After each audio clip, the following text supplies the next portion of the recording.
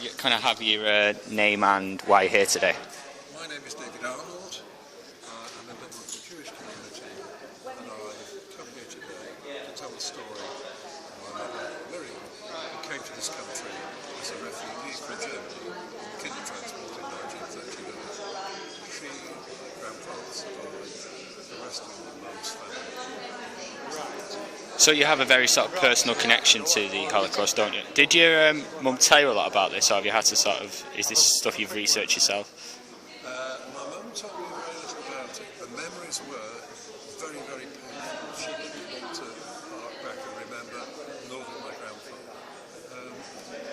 And so it's been with some difficulty I put together the story and hopefully shared it in a meaningful way.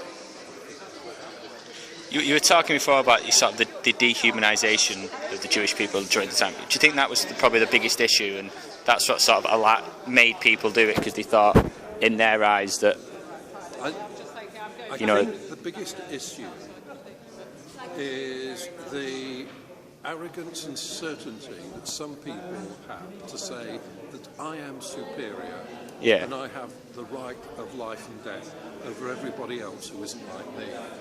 And you can apply that to the Nazis for their incredible crimes.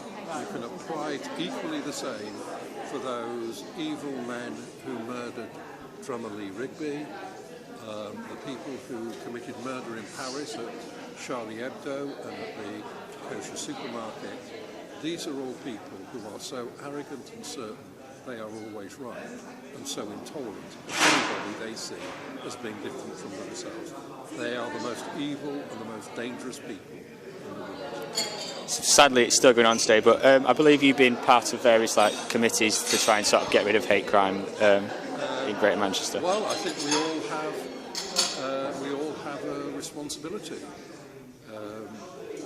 It's in human nature. There's something in us. It's part of our frailty as human beings that we can learn how to hate, that we can learn to treat people with contempt, we can regard them and their lives with contempt and injure and kill them. I don't know if you're aware of this, but this week is National Hate Crime Week.